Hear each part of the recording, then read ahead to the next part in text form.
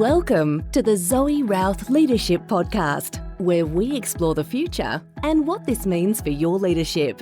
We ask the big questions. What's happening on the horizon? What does this mean for us? And most importantly, what skills do I need now for leadership of the future? It's time to explore. Let's go.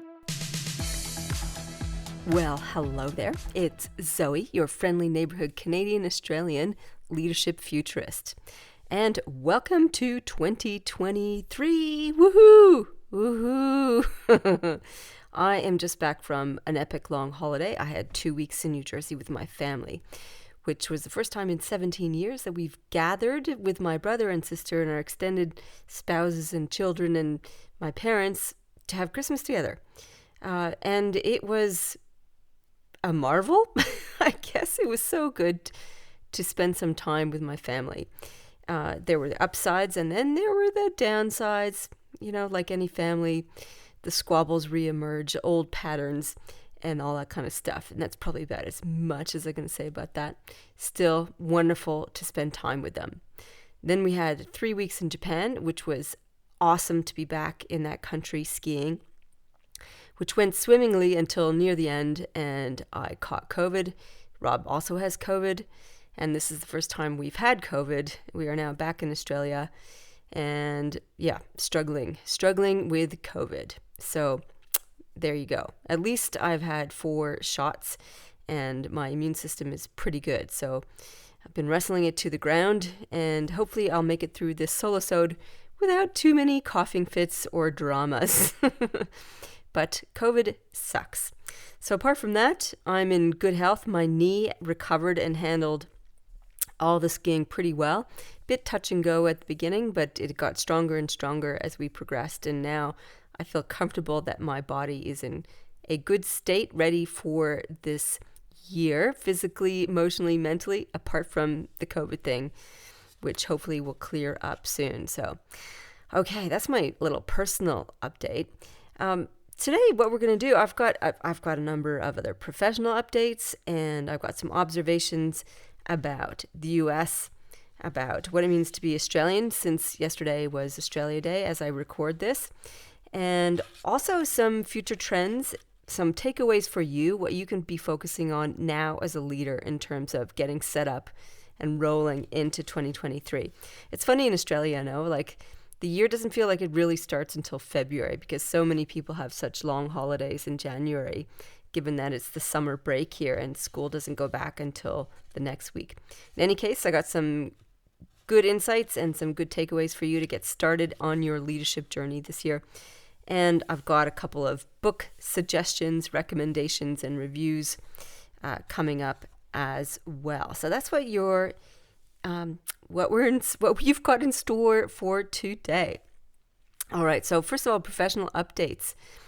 I did do a tiny bit of writing while I was on leave. Not too much, actually, but I managed to get my teeth sunk into the prequel to the Olympus Project, which I have called Terra Blanca. So if you've read the Olympus Project, my first science fiction novel, there is mention of Terra Blanca, which is one of the first communities that Gaia Enterprises and Maya Garcia, the founder of Gaia, set up, and it was a terrible disaster. So I'm writing about the terrible disaster, which has been really fun to write. It's a novella, so it's quite a lot shorter than the Olympus Project. The Olympus Project tops out at 432 pages. Terra Blanca will be around 100, so it's going to be a pretty short, quick read.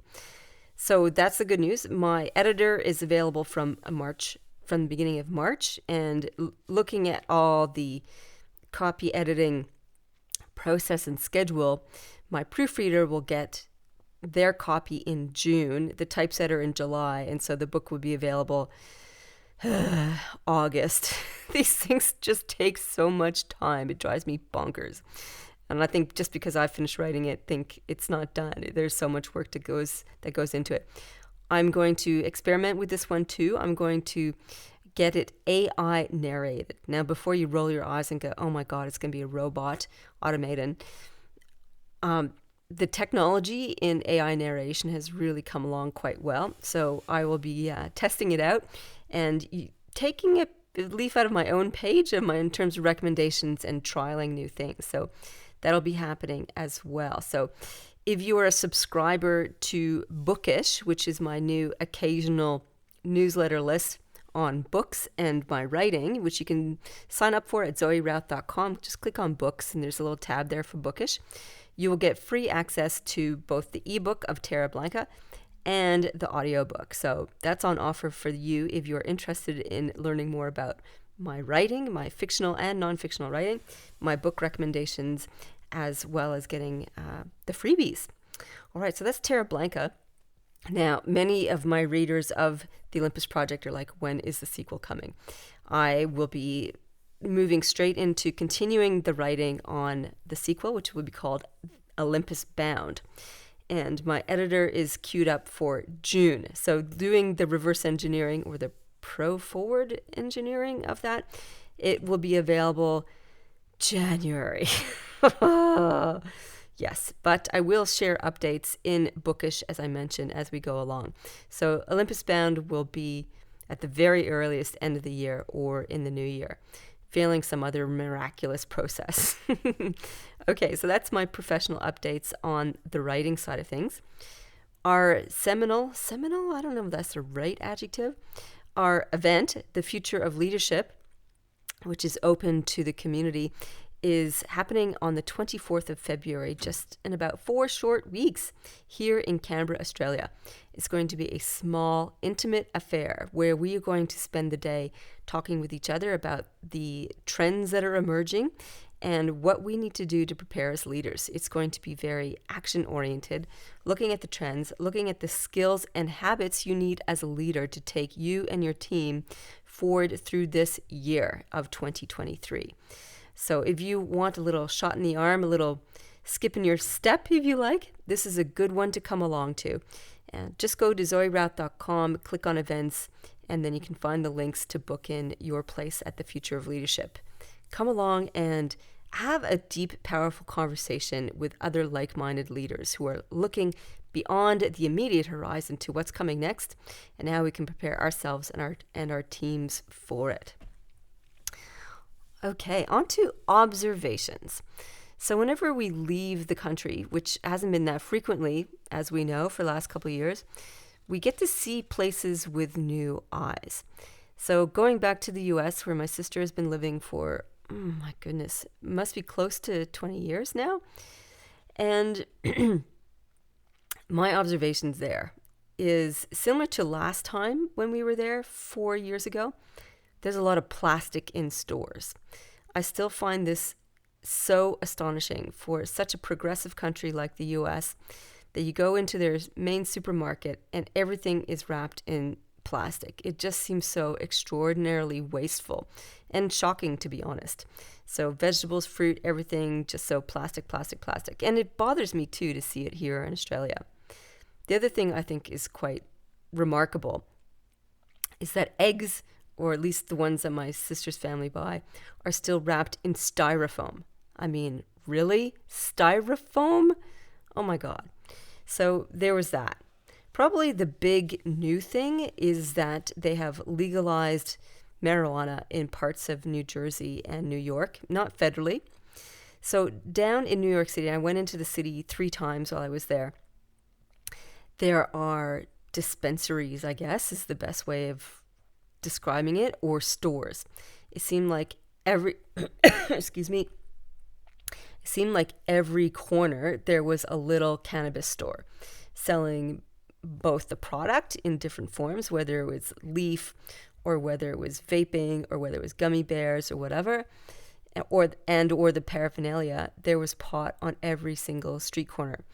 And as you walk down the street, and I remember walking clearly through Times Square, which was jam-packed full of people, it just had wafts of pot in the street. It felt like I was getting stoned just walking down the street. This is the first experience of this in New York, and I found it, to be honest, disturbing. Why disturbing? Probably because not everybody who smokes pot is very, Okay, how I'm struggling to examine my own thoughts around this. There was a lot of people who did not look like they were coping well with life, let's put it that way, who were embracing the use of pot. And then we came across some people who were smoking pot who looked like they were also doing some other heavy drugs as well. So it's all the seedy underbelly of New York that's kind of bubbling to the surface. And I think these little pot stores and the people consuming it on the street are some symptoms of that. Now, if you are a pot user, you might roll your eyes and go, here we go again. We're demonizing the use of pot. It's got legitimate use. It's got medical use. And yes, it has legitimate use. And yes, it has legal use in some parts. And it has medicinal use for some people. That's for sure. And otherwise, it stank. It really stank. So beautiful New York, which is at the same time glitzy and glamorous, with amazing restaurants, with amazing opportunities, with amazing energy, has lost a lot of that glitz. I'd say it's all glitzy and glamorous, but its sparkly dress is trailing in the mud, a little bit tattered around the edges. And you can't see one without seeing the other. I think both are truths, and a lot of Americans don't like to face down the truth of their beautiful city. It is both seedy and dirty and crowded and overhyped in a lot of cases, as well as glitzy and glamorous. So that is the observation I had about New York City. It's interesting to hear my nephew, who he loves his Canadian roots, as he calls it, which I think is hilarious because we were immigrants to Canada from the UK. So we're as much Canadian as any other migrant. You know, it's not like we've had generations of growing up Canadian, but for him, it feels like he has Canadian roots. And I see this as my nephew, as any young person, trying to figure out his identity. And he asked the question, what do Australians think of Americans? So speaking on behalf of Australians, being a British-born, Canadian-raised, Australian-adopted human, I found this difficult to be definitive.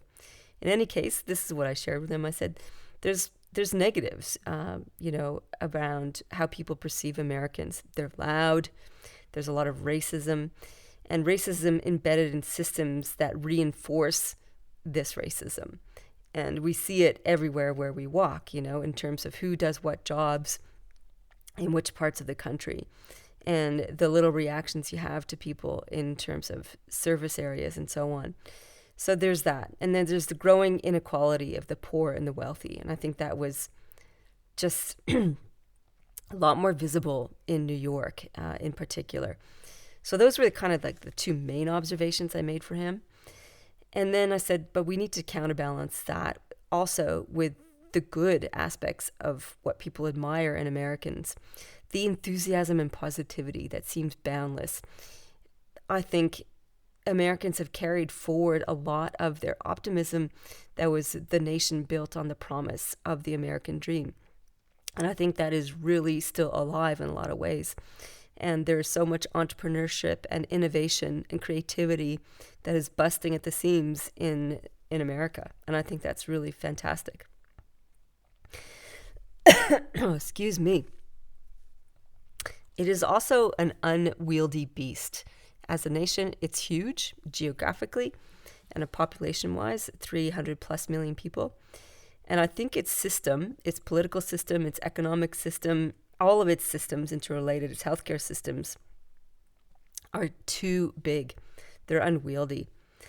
So my prediction, or projection, I guess, is, and others have written about this elsewhere, is that in places like the US and other parts around the world where it's similar, too big to manage, the rise of city-states and smaller government organizations and systems will be where we can make genuine, positive, progressive change, where we can actually deal with some of the systems that are divisive and that don't promote well-being.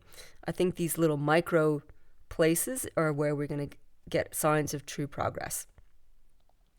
Okay, I just need to pause right now and get some water. Okay, back again. Yeah, apparently COVID's not really helpful when you're trying to talk a lot. So all of these observations about America and Americans led me to think also about what it means to be Australian. And this is particularly in the forefront of my mind as yesterday was Australia Day, officially anyway. And if you're not familiar, it is an annual ongoing debate as to whether 26th of January should be celebrated as our national date. Well, a brief look into the history of it. It was originally picked as the date to commemorate the British arrival in New South Wales. So there was a lot of dissension initially because why was so New South Wales dominated? And then the emerging conversation about why would Aboriginal people celebrate the day that their entire way of life was destroyed and genocide was starting to be committed against them, which is a very important point. Why are we going to turn this day into the day that marks our celebration as a nation? And it was only officially made the National Australia Day in 1994, so it doesn't have a long history in terms of being our national day to celebrate being Australian. So what do I think about this? Should the 26th of January, which mark the beginning of colonialism in Australia, be celebrated? Celebration? No. Reflection? Yes. Reconciliation? Empathy? Compassion? Understanding? Yes, yes, yes, and yes. So should we ditch 26th January as our national day of asking what it means to be Australian? I think so. Why would we have a date that just causes so much misery in the founding people of this country? It doesn't make sense. The other important questions to be asking is, what does it mean to be Australian anyway? What does it mean to be any type of human, Canadian, British, whatever? And I think the initial identity is attachment to geography. And what's interesting about this is that it's generally an arbitrary boundary of geography. It's what is my little patch of ground, and I'm going to tie my identity to that, which is bizarre. Even in Australia, it's 2 islands. Actually, it's more than that because we've got the Torres Strait Islands as well as Tasmania, as well as the massive big one. And the First Nations of this people didn't consider themselves as one giant people. There were lots of different mobs across the country, some 300 different language groups, which is quite astonishing, each with their own particular set of languages and history and traditions, etc. Everything is made up apart from that, this arbitrary boundary of geography and the decisions we make together, the arrangements we have in terms of how we will live and work together. It's all human invention. None of it is real, so to speak. So what can we make of this? Like, how do we decide what is Australian? We certainly don't sound the same. And as evidenced by every time I open my mouth and introduce myself as Australian, people go, they tilt, especially if they're overseas, they tilt their head and go, well, you don't sound Australian. I'm like, ugh. And I have to explain, British born, Canadian raised, and I've been in Australia for some 26 years. So I don't sound Australian. And we certainly don't all look the same, do we? We are a patchwork of humans. So what is Australian? Do we have some common Australian values? The ones that I hear espoused are the ones of mateship, and having a fair go. These are common Australian values. I'm like, are they really? Have you witnessed personally the idea of mateship extended to every single person who lives in Australia? Certainly, I would say some First Nations people would disagree with that. They're not considered full mates, are they? And certainly some immigrants would say that's not always the case. They don't look like and sound like the norm, as in white, Anglo-Saxon. And what is this idea about having a fair go? It's kind of a colonial hangover, isn't it? The idea of having a fair go, where prisoners were shipped to Australia, and once they've served their prison time, or their sentence, they were able to go out and have a fair go at striking a new path forward. Well, I don't know if these are the Australian values that we actually do share. I think they're worth looking at and seeing whether or not we actually put them all into place or not. So what values might we share? Peace. I think all humans in Australia would want to aspire to having a peaceful way of life. Family would be another one, that we all value our families and that we want to look after them and have a prosperous, happy, healthy way forward. And I think the third one is probably love of this beautiful place. Australia is massive and it is diverse. And we've got the steamy jungle in the far north, to the bitter bite of the high country, which is extraordinary, to the mysterious haunting of the desert, which is also incredible. All of this is astonishing in its exquisite beauty. And I think wherever we are in Australia, wherever our experiences are, we can agree that this is a remarkable piece of the world. So we come back, in the end, to land, to country. And it's what our First Nations people have said all along for over 60,000 years. This is a special place. Let's take care of it, and let's take care of each other. I think this is probably a good place to start in terms of determining what is Australian and who are Australians and what can we be proud of. On to something next. I would love to hear your opinion on that, by the way, what you think it means to be Australian or American or Canadian or any other nation that your national identity that you identify with. Very curious about that. Email me at zoe@zoerouth.com and I'd love to hear your opinion. All right, just back from a little voice break there. On to trends that we're facing down at the beginning here of 2023. Probably the big meta trend that I've noticed in my travels across the world is one of malaise. One thing that I noticed in particular in Japan is we haven't been to our ski lodge for 3 years now, and we've loved going there. We've been there 7 times. It's wonderful. It feels like our home away from home. And our host, Shinri-san, Rob and I were in a lift one day, and I said to him, I think Shinri does not seem himself. He's less happy.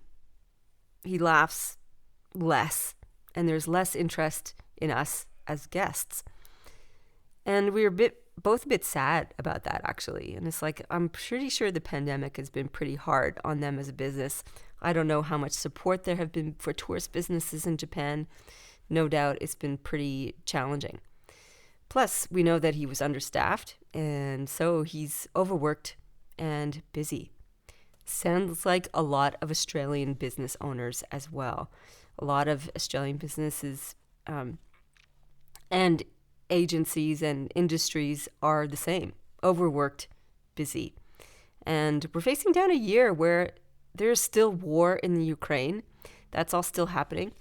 There's this looming recession stuff, all this stuff in the zeitgeist, which is leaving this sense of tempered optimism, more like malaise.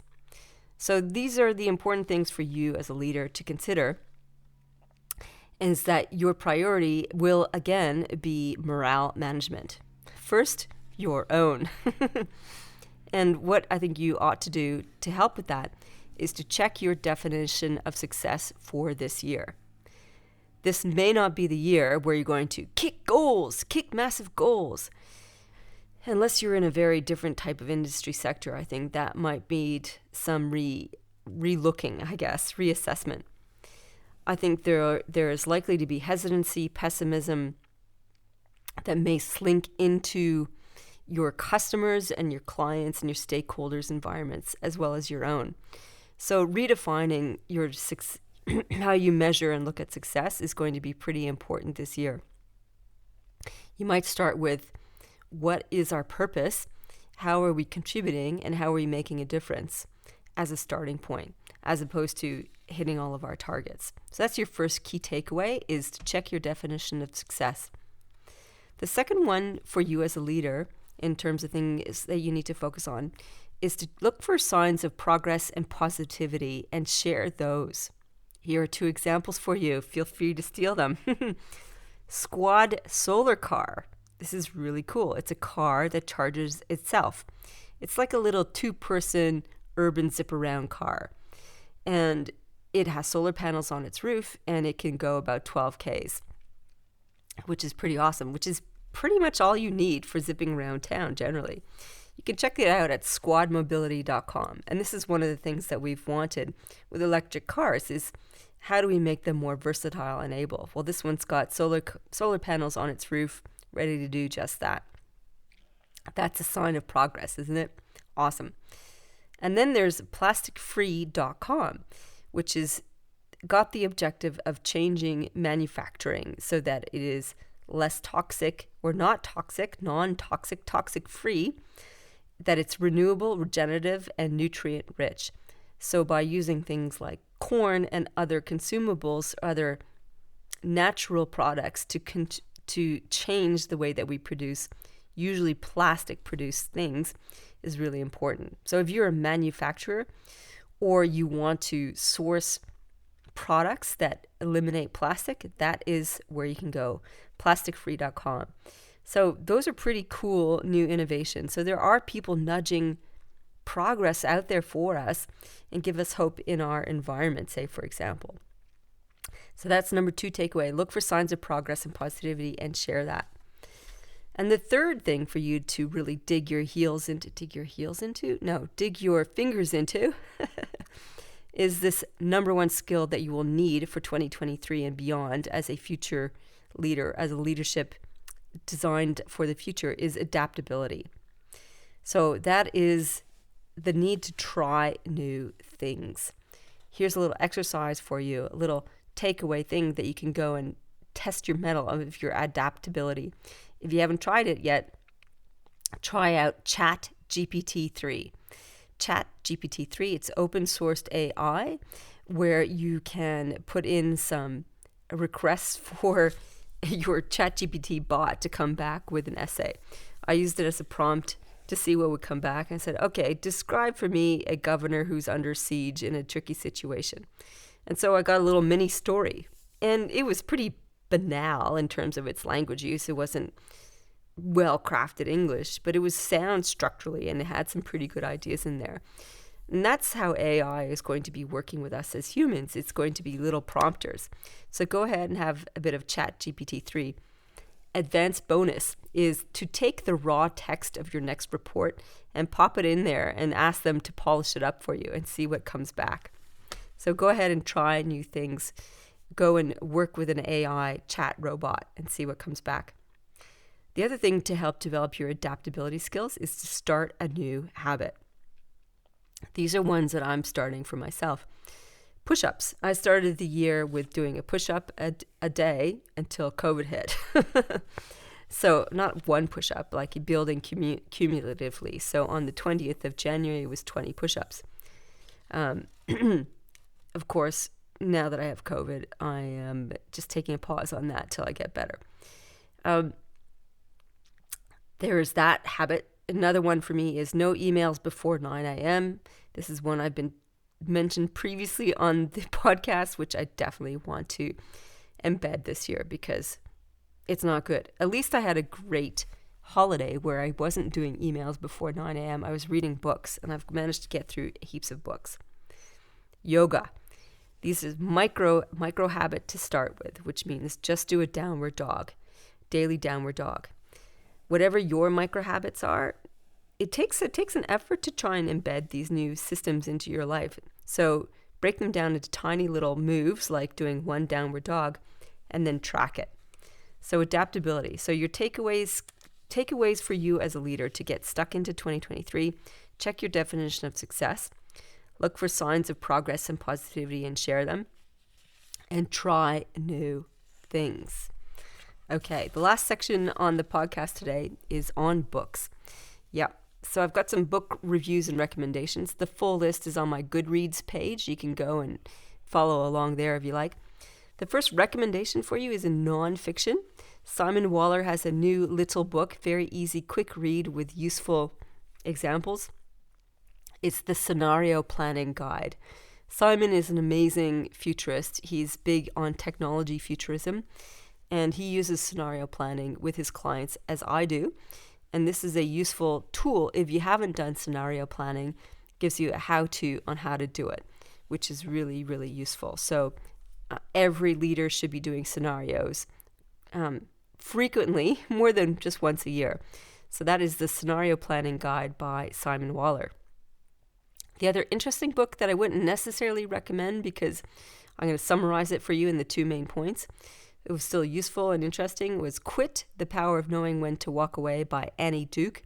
He was a former international poker champion, and her previous book was also a success. But really, in the book Quit, she spends a lot of the book looking at the different biases we have, including sunk cost fallacy. So the big takeaway was, first, be mindful of sunk cost fallacy, as in you've invested so much time and energy in this thing that you're attached to keep on going with it. And the counterpoint to it is to have quick criteria. So in terms of any project, have a list of criteria you're going to use for when you need to walk away. So when you hit those criteria, you're done. It doesn't matter how much money and time you've invested in it. Those are probably the 2 best points from the book Quit. So no need to buy it. I've just saved you all that time and energy. In terms of fiction, I read some really great fiction. I'll start with the book that I hated. So disappointed about this book. It's called Ministry for the Future by Kim Stanley Robinson. Very hyped up. Right on the page, it says Barack Obama's favorite book of the year. And I thought, okay, comes highly recommended. Stanley Robinson is a bigwig in science fiction and climate fiction. Here's a mentor. Let's see what he's got on offer. Yeah. And then the book, what can I say? Parts of it were good. The parts that were good were the thought experiments, where it looked at what would happen if the blockchain was really unleashed and we all had digital wallets. We could abandon social media, we could take back our own data, and we get to be in charge of our own data, and we can sell that as we wished instead of having it being sold on our behalf. That was a pretty good thought experiment. Looking at also solutions to climate change were in the book as well. What was not in the book was a decent plot. What was not in the book were decent character expositions and development. It was just a really awful, hard read, and I found myself skimming through a lot of it. So, huge disappointment. I'd skip it. 2 really good fiction reads, which, if you like the genre, you'll enjoy. The first one from a major publisher, The Diamond Eye by Kate Quinn. I love Kate Quinn. I've just enjoyed every single book of hers that I've read. She is historical fiction and has a series both in Rome, which is one of my favorite topics, as well as in World War II fiction, which The Diamond Eye is based on. And The Diamond Eye is about based on the true story of a Russian sniper during World War II, a female one. Amazing story, well written, really good story. The Diamond Eye by Kate Quinn. And the second one I just stumbled upon is an independent author, Saul Herzog, who writes thrillers, spy thrillers, and this one's called The Asset, and it's the book 1 in the Lance Spector series. I romped through that book when I was laid up in bed with COVID, just raced through it, and I have the second one all lined up. That's The Asset by Saul Herzog. So there you have it.